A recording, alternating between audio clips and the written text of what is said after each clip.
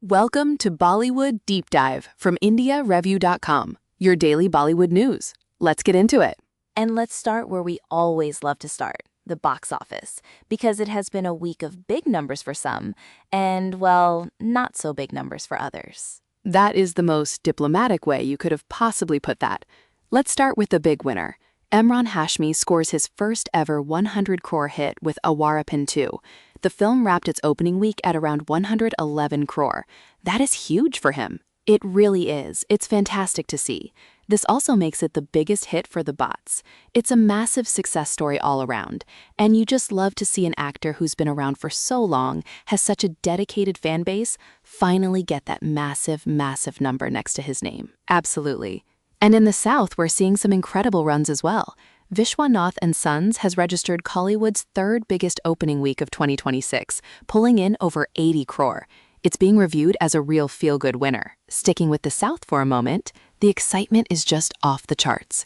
Yash is Toxic went past the 10 crore mark in advance bookings in just 10 hours. 10 hours! That's not a movie release, that's an event. The anticipation for that film is just on another level. It truly is. And we're seeing solid numbers elsewhere too. Prithvi Raj Sukumaran's Khalifa grossed 12 crore worldwide on its first day, which is his second best opening ever, and Ravi Teja might finally be breaking his dry spell.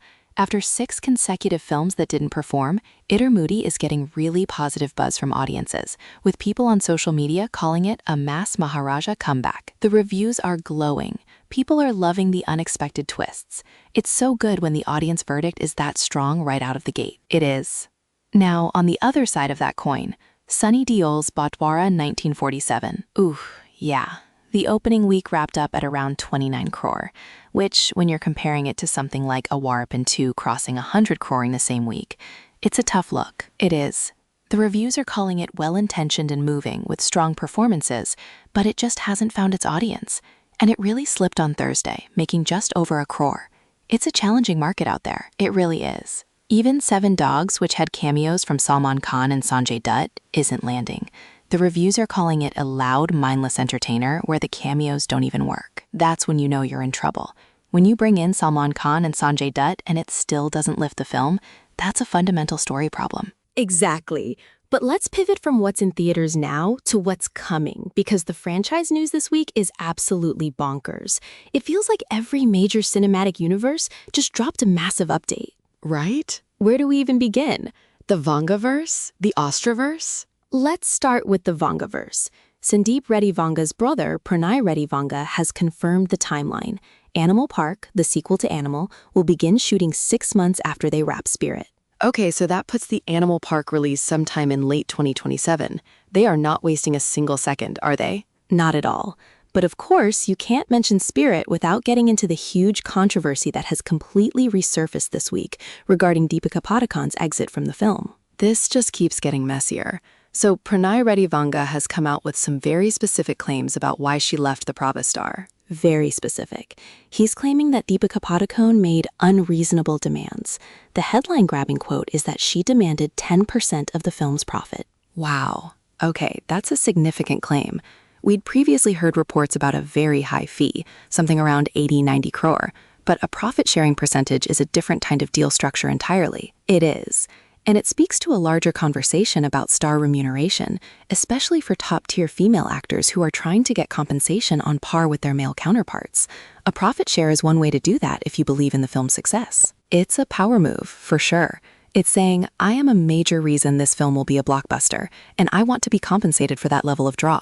You can see the business logic from her side, but you can also see how a production house might balk at that. It's a fascinating look behind the curtain at how these huge projects are negotiated. It's not just about an upfront fee. It's about points, percentages, and who holds the power in the negotiation room. And clearly, in this case, the two sides couldn't find a middle ground. And speaking of Deepika Padukone and cinematic universes, let's jump over to the Ostraverse. The smoothest transition in podcast history. I try.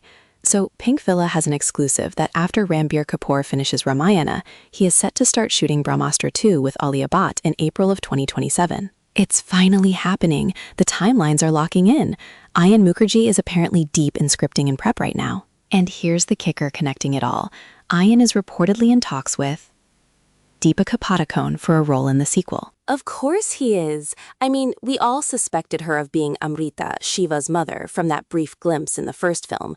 This feels like confirmation that they're at least trying to make it happen.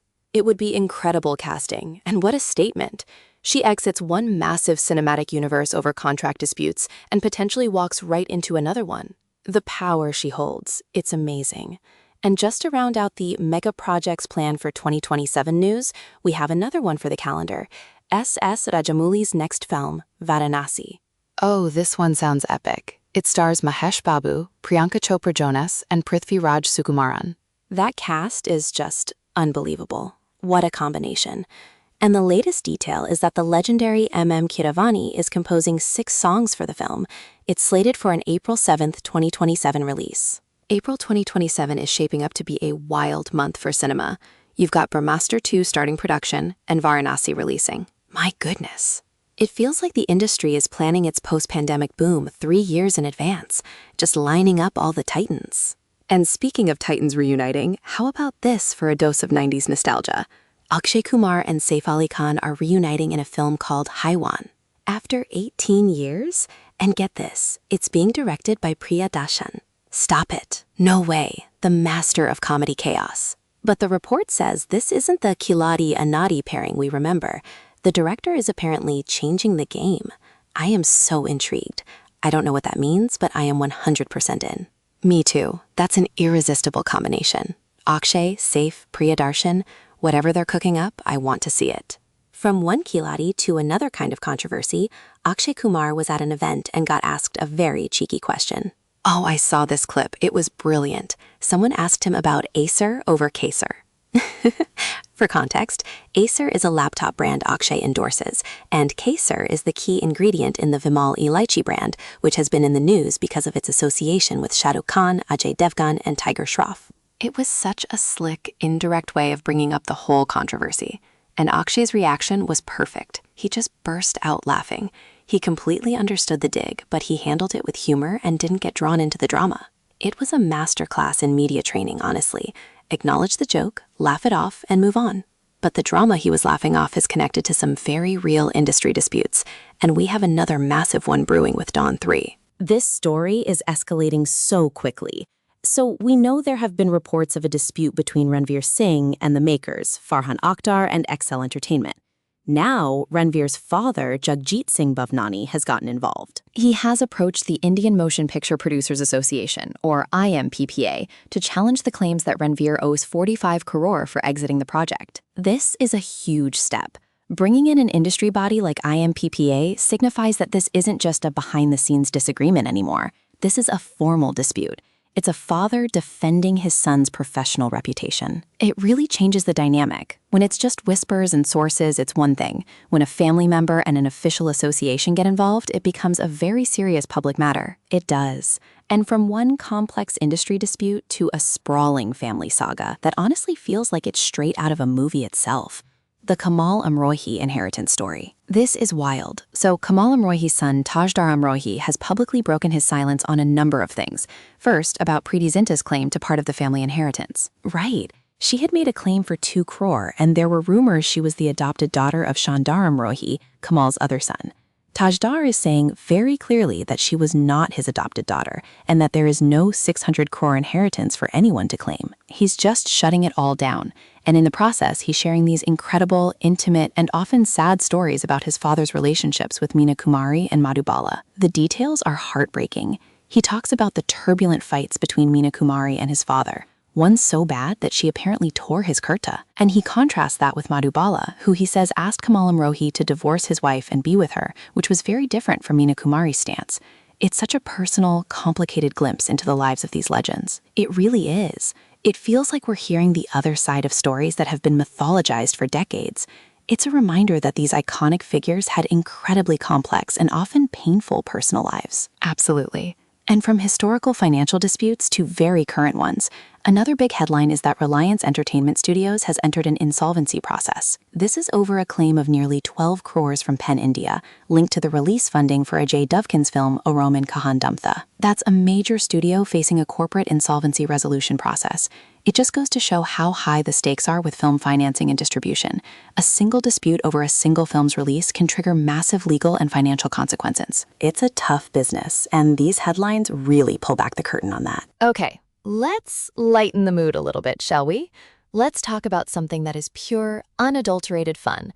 The rumored guest list for Coffee with Curran Season 9. Yes, the list is making the rounds online and people are losing their minds. It hasn't even been officially announced, but the pairings are just too good. Topping the list for me, Amir Khan and Saif Ali Khan. Can you imagine the chaos, the intellectual tangents, the dry humor? Oh, that would be an instant classic. They have such different energies, but they have that shared history with Dil Chehta Hai. The nostalgia alone would be incredible. And then there's the rumored pairing of Rashmika Mandanna and Vijay Deverakonda. The internet would simply break. That's all I have to say about that. The shipping would reach critical levels. It would be a global event. It's always fun to see these rumored lists, even if only half of them turn out to be true. The speculation is part of the experience. It is. It gets you excited for the season. And speaking of what we're excited to watch, the OTT platforms are just delivering week after week. This week, we have Akshay Kumar's Welcome to the Jungle hitting streaming. A big theatrical release coming to our screens at home. Also, VJ's Jananayagan is dropping, so big star power on OTT this week. And Netflix is making a huge play for the South Indian market. They've announced an expanded slate, promising a new Tamil, Telugu, or Malayalam film every week for the rest of 2026. Every week? That's an incredible commitment. They're dropping huge titles too, like Danusha's OM Chapter 1 Udidam and Vijay Deverakonda's Ranabali. It's a massive investment and a huge win for fans of South Indian cinema. More access, more variety.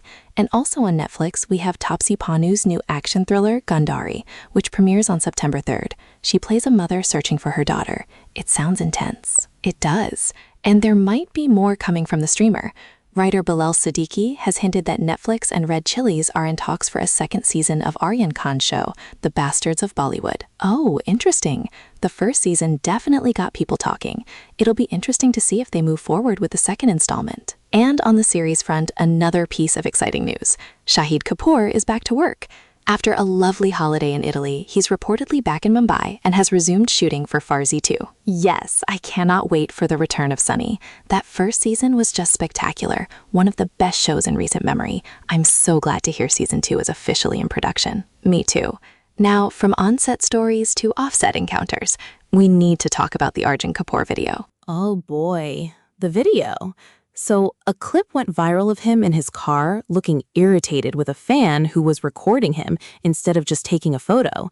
He's heard saying, "Video, why are you making? Take a photo." And of course, it sparked a huge debate online. Some people felt he was being rude, while others completely understood his frustration. I have to say, I get it from his perspective.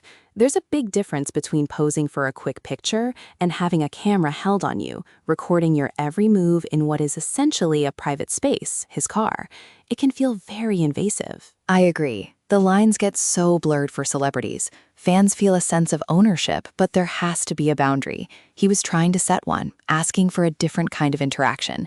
It's a tough situation for everyone involved. It really is. It's a constant negotiation of privacy in a very public life. And speaking of clearing the air, actor Ashwin Musran, who you might remember from Lage Raho Munabai, finally addressed a controversy around a Goa accident he was accused of being involved in. Right, there was a lot of online chatter.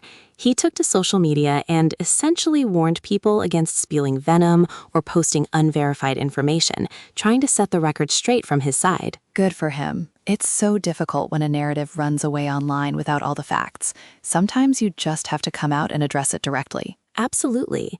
And we had a couple of other bits of celebrity news. A fire broke out at a Salman Khan gym franchise in Delhi.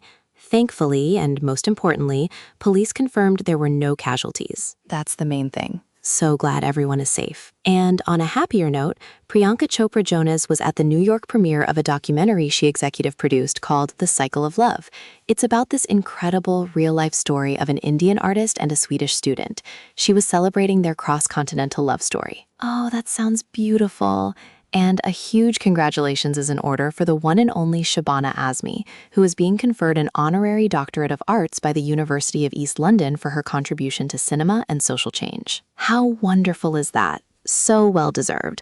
An absolute legend in every sense of the word. Truly. And in some sweet family news, Anupam Kher posted a very emotional video celebrating his mother Dulari's return home after a 6-week absence. He was just so happy to have her back. It was really lovely. Aw, that's so heartwarming. It's nice to see those personal, happy moments. It is. And from a sweet moment to a blast from the past, an old 90s fairness cream ad featuring Aishwarya Rai and Mahima Chowdhury has resurfaced. Oh, the internet loves digging these up. What's the conversation around this one? Well, besides the obvious discussion around fairness screens, a lot of people are pointing out that Aishwarya's voice is dubbed in the ad, and everyone is saying how much they wish they'd used her real voice. That is such a specific and hilarious critique. But they're not wrong. Her voice is so distinctive. Exactly. The internet misses nothing. Never. Okay, before we wrap up, let's quickly touch on some of the new reviews and trailers. We mentioned Batwara 1947 getting mixed reviews, but one that's getting a really interesting critique is Pyar Prema Kalyanam. Right, it's a rom-com on Netflix with a gender flip premise where the husband moves into the wife's home. The review from Koimoi is pretty scathing, though. It says the film tries to tackle patriarchy, but does so with stupid and spineless solutions, and that patriarchy can't be so funny. Ouch, that's a sharp critique. It sounds like a film that had a great idea but maybe fumbled the execution. Seems that way. On the trailer front, we have a new one from Prime Video for a show called Babita Singh Reporting, and Z Studios dropped the trailer for a film called Hi, starring Nayanthara and Kavan, which looks very intriguing. Lots to add to the watch list, as always. It never stops. It never does. And on that note, I think we have covered just about every corner of the industry this week, from box office highs and lows to franchise futures and family feuds of the past. It's been a packed one. Indeed it has. Headlines to heartbeats tuck. You've been listening to Bollywood Deep Dive from IndiaReview.com. Come back tomorrow. Namaste.